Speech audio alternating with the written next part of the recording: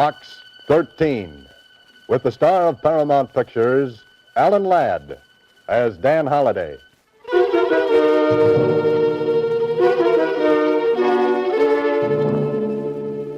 Box 13. Box 13. Box 13. Box 13. Well, this is great.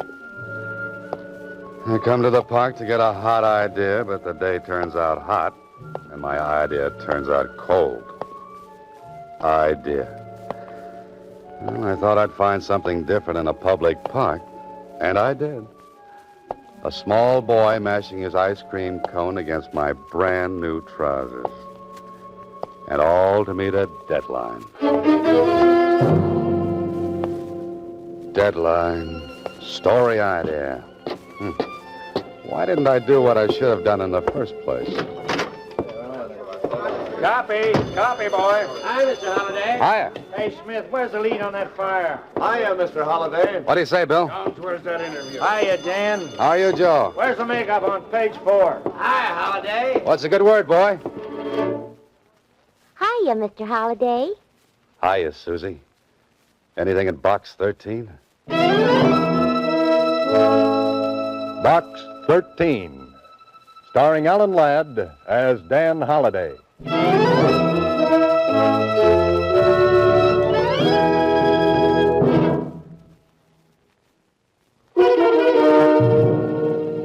Now for Box 13, starring Alan Ladd as Dan Holliday.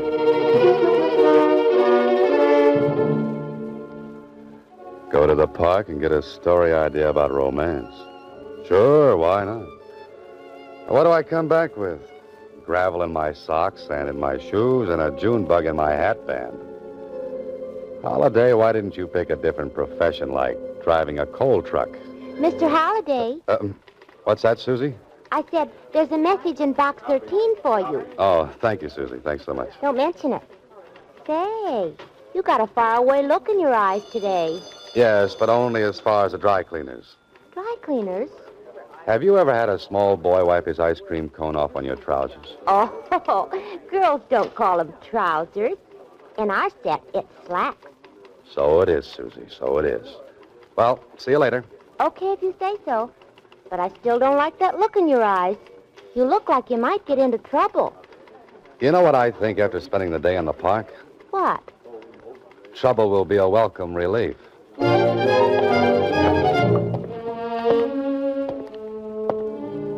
Why did I ever have to decide to be a fiction writer? I could have stayed a newspaper reporter.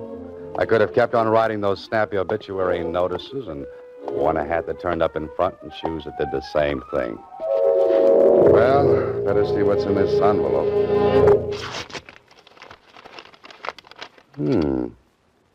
If you want real adventure, be at the corner of 7th and Main at 10 p.m. tonight. A black limousine will pick you up at that time. Do not try to engage the chauffeur in conversation. What's this? No signature. Oh, no signature.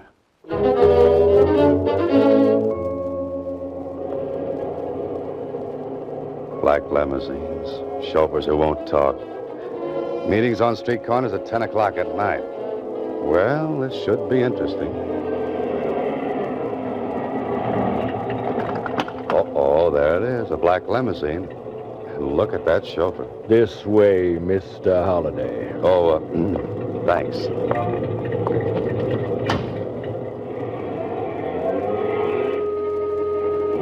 What a character this driver is.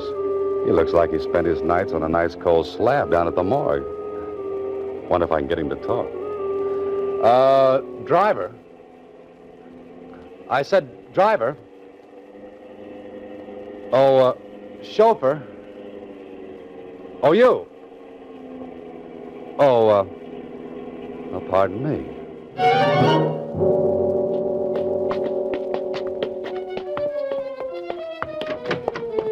Through there, Mr. Holliday. So you do talk. I was beginning to wonder about that. This way, Mr. Holliday. Who's that? It's only me, Mr. Holliday.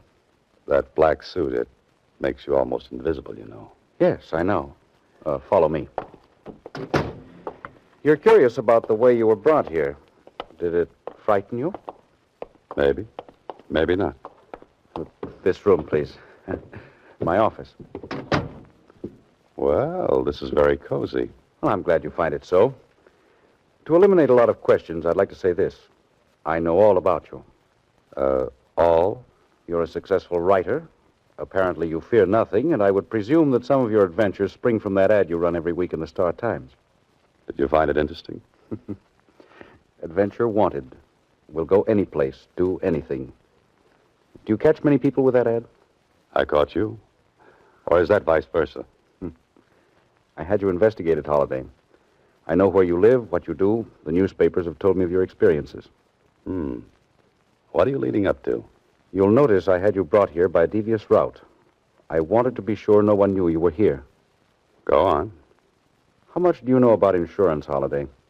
A great many people buy it. A great many don't. And of those who do buy, a great many intend to defraud, to steal from their insurance company. Now, look, if this is a racket, I'm not interested. My name is Abner Blake.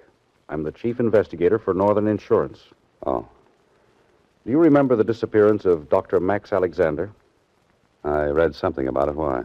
He carried a very large policy with us. He's been gone almost 7 years.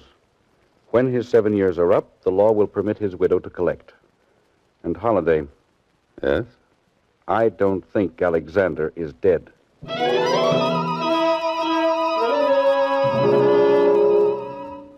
This man has the coldest, frostiest eyes of any professional man-trailer I've ever seen. And he's loaded with energy. Energy which I'll bet has helped him track down the people who tried to cheat his insurance company. Boy, I'm glad I'm on his side. If you'll think back, Dr. Alexander performed a very delicate brain surgery on a prominent man. The operation was not successful. I remember that he was criticized in some circles for taking a chance. Immediately after the patient died, Alexander walked out of the operating room, the hospital, and so far as we've been able to prove, right out of this world. But I still feel that he's alive, somewhere. And you believe it's an insurance fraud? I'm sure it is. And I have a reputation, Holliday. No one has ever attempted to defraud Northern Insurance and has been successful. You, suspect Mrs. Alexander? Hardly. She's barely left her house in all these years. She receives no mail except from her daughter. Her daughter? She lives in New Mexico. What about your regular men? They've looked everywhere. They've come up with absolutely nothing. Police? Same thing. And you're afraid you'll have to pay off? No. Not if I have a smart man, a resourceful one, a man who can be as relentless as I am. And I think that man is you.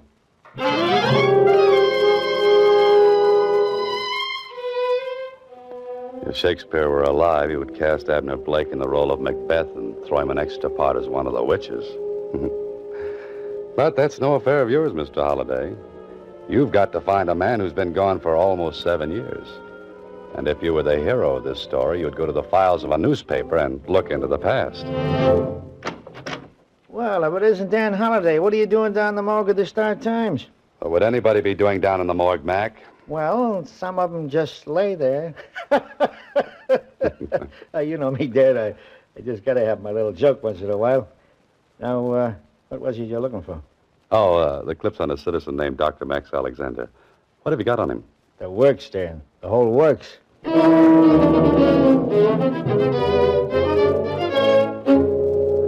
Prominent man dies following delicate operation. Doctor criticized for taking chance.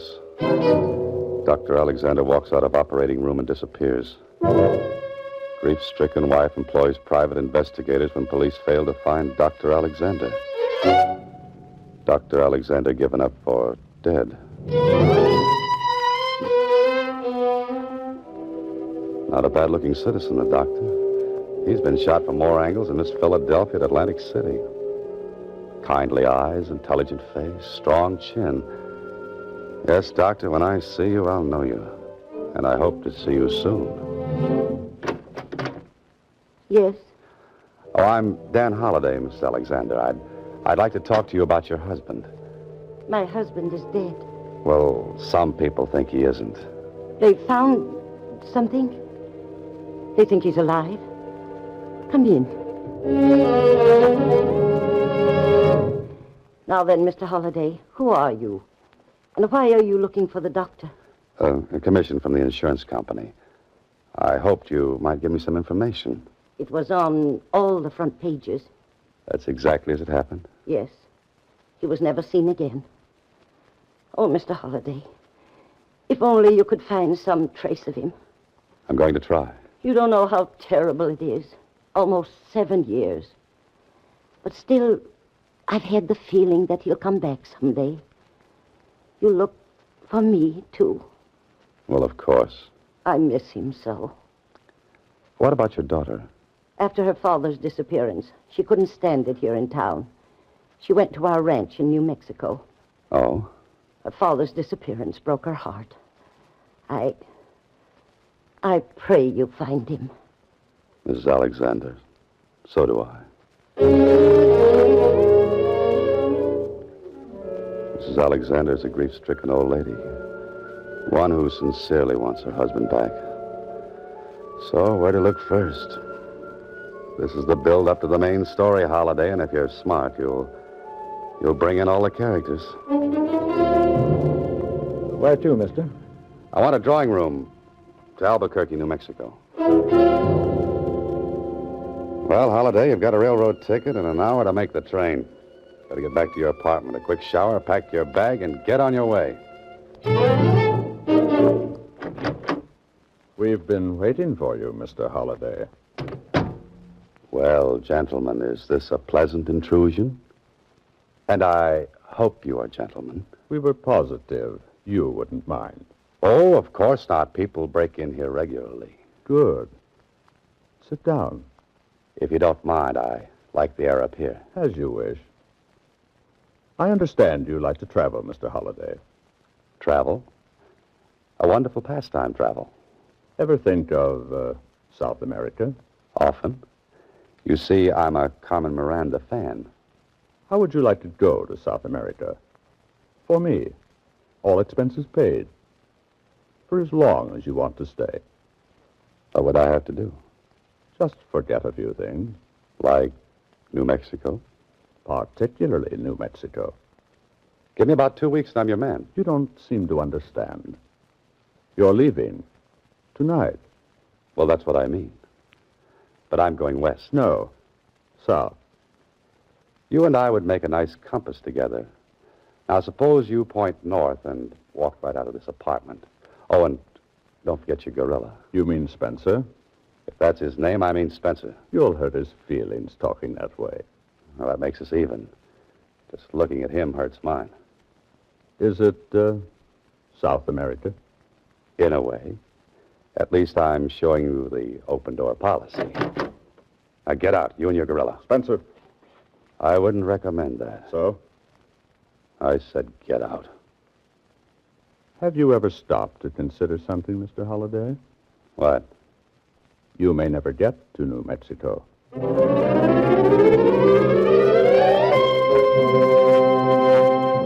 You are listening to Box 13, starring Alan Ladd as Dan Holliday.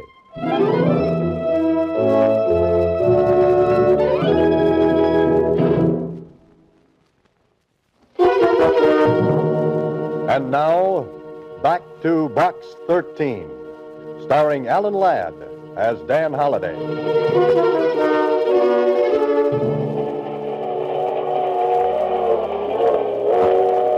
Well. Now you've got all the ingredients for a story. Insurance investigator doesn't believe doctor is dead. Wife doesn't believe doctor is dead. 2 men try to stop Ryder from making further investigation. All right, Holliday. Write the rest of the plot. Or maybe you'd better hit the sack.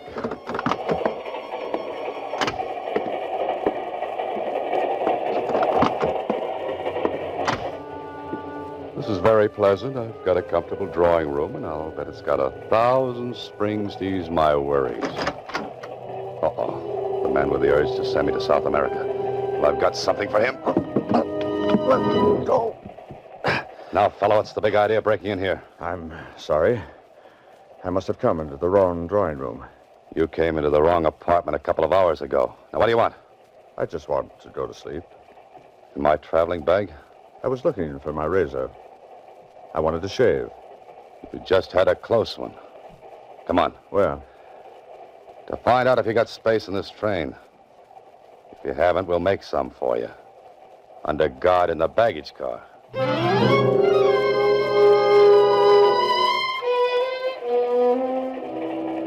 This is fine. I couldn't prove a thing. My friend had space, and to the conductor, it seemed like a perfectly logical thing to mistake car 19 for car 18. I wonder who this man is and who's in back of him. Next stop, Albuquerque. Albuquerque. Well, that's the end of the line for me. And I hope I don't mean that too literally.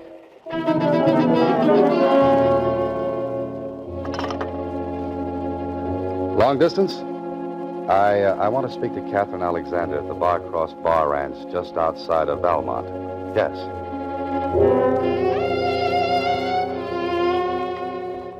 Hello? Miss Alexander? Yes? This is Dan Holliday. Wonder if I might come out to the ranch and see you. Oh, you're the man who's looking for Father. Mother wired me about you. Was it complimentary? Mother said she believed if anyone could find Dad, you could. Come right out. I want to talk to you. And I want to talk to you.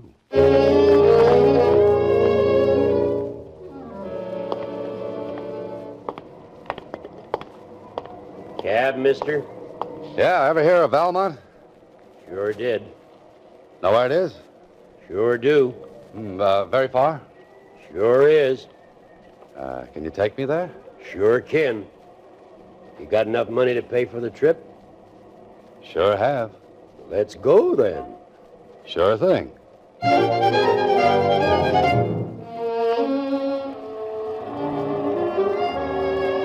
This is New Mexico, Holiday. Breathe deeply and treat your lungs to a shot of straight ozone.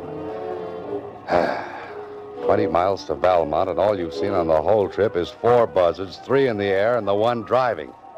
And if he's a cab driver, I'm a flying disc. Car behind. Yeah, so I hear. Wants me to pull over. Don't do it. Know them fellas? One of them is Spencer. Friend of yours? That depends on what you mean by friend. I gotta pull up. Those guys are gonna run me into the ditch.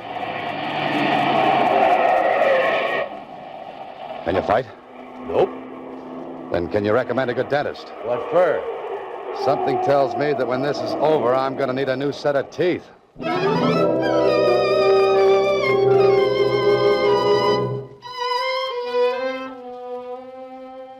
You feel better, young man? Yeah, thanks. What happened after those 2 fellas jumped me? Who are you? My name is Moran. I'm the caretaker up at the Barcross Bar Ranch. I was coming down this way when you were forced off the road. Oh, what happened to the driver? Last I saw of him, he was just a cloud of dust. I remember now. I got out of the car. He drove away. Those 2 fellows started to beat you up good. When they saw me coming, they ran off, too. You had a mighty close call, young man. I had 3 of them. After this, my luck runs out. Somebody after you? And vice versa. Say, how far is the ranch? Half a mile up the road. Better take it easy. Come on, I've got to get to the ranch. Feel you can make it? My friend, I've got to make it.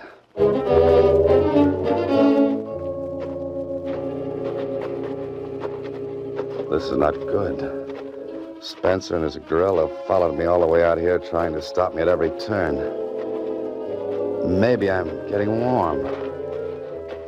But if that's true, why hasn't someone else found Dr. Alexander? Here's the ranch house, Mr. Holliday. They say Miss Catherine was expecting you? Yes, but hardly in this condition.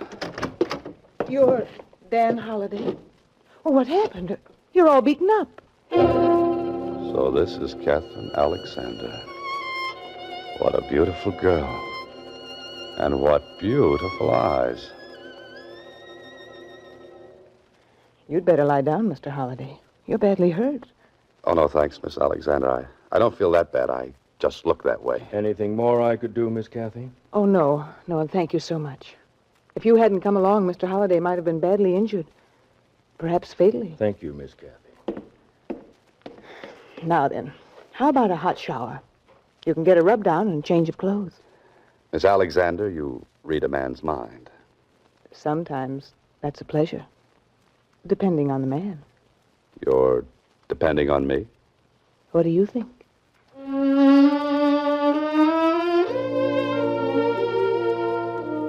Well, this is more like it. Hot shower, brisk rub down, little iodine on a few... Ouch, that stings. And Catherine was kind enough to loan me some riding clothes. That should indicate a sojourn in the saddle out on the desert, with the stars blinking their approval of my companion. Blinking approval? Holliday, you're an incurable romantic. Isn't this beautiful? That gorgeous sky and the stars. You love it, don't you? I always have. Always will. Have you been here long? The Barcross Bar belonged to my dad. We used to come out during the summer. Now I live here all the time. Alone? Oh, there's always Moran. Moran? He's a strange old fella. People around here say he's a little touched. But he's been wonderful to me. Oh, say, those men who jumped me down the road. Moran, ever see him before? How could he? They were strangers. Oh. Your mother told me you've been searching for your father a long time. Yes. Mother and I have spent a fortune on private detectives, investigators, following up leads, but nothing ever happened. Yes, I know. Oh, tell me, Miss Alexander. Kathy, please. Kathy, have you any idea where I might begin to look? I thought you might give me a starting point. Not unless it would be back in the city. He just walked out one day. No one ever saw him again. Well, I'd better go back there and start from scratch. You don't have to leave right away. I'd enjoy staying a while. Maybe I have been lonesome. Perhaps I've forgotten what companionship can be. Perhaps. You'll stay a while? A while. Good. Say, the time. We'll be much too late for dinner. Come on, I'll race you. You're on. Hurry or I'll beat you. I'm at the corral gate already. Kathy, look out!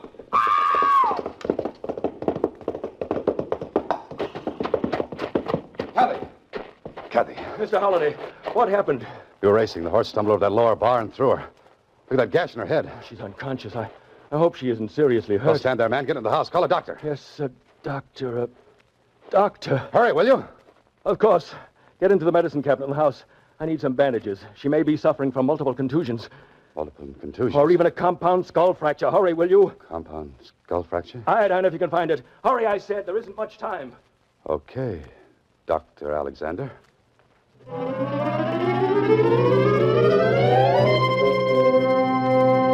You are listening to Box 13, starring Alan Ladd as Dan Holliday.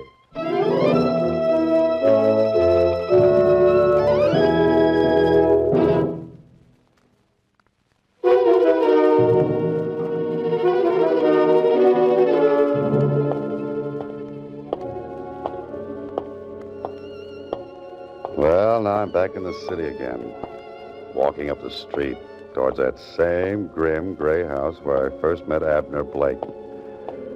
Up the steps, Holliday, and write the final chapter. That was a nice job, Holliday. I was nice about it. What do you mean? You didn't see the look in Dr. Alexander's eyes when he recovered his mind. And that lovely, lovely girl being mixed up in a deal like this. If you feel sorry for her, you're making a big mistake. Yes, I know. She was following him the day he walked out into the country. She'd almost caught up with him when a hit-and-run driver knocked him down. That's when she got the idea for the Disappearance Act. Why not? The doctor's face had been so damaged that no one would ever recognize him. And he'd lost his memory to top it off. We've got the daughter and the mother in custody. Just think, if she hadn't have fallen off that horse, I might never have been able to prove that Dr. Alexander was alive. I know. Hiding him on his own ranch was the daughter's idea, too. Why not? No one would pay attention to an old man puttering around the place? I've got a story, and I don't like it. Mother and daughter hired amnesia victim to collect insurance. Oh, excuse me. Blake speaking. Yes, he's here. For you, Holliday. Oh, thanks. Hello. Mr. Holliday, this is Susie. Oh, yes, Susie. There's a message for you in box 13. Shall I read it to you? Now, Susie, you know you're not supposed to open my mail. But this is already open. It's a postcard. Oh, is it interesting? I think it is. All right, come on.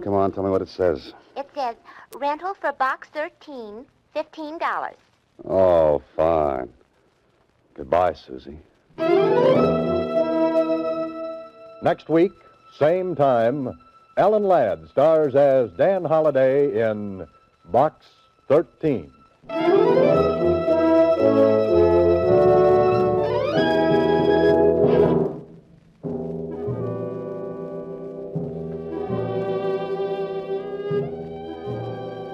Alan Ladd appears through the courtesy of Paramount Pictures and may currently be seen in Wild Harvest. Box 13 is written and directed by Ted Hediger. Original music was composed and conducted by Rudy Schrager. This is a Mayfair production.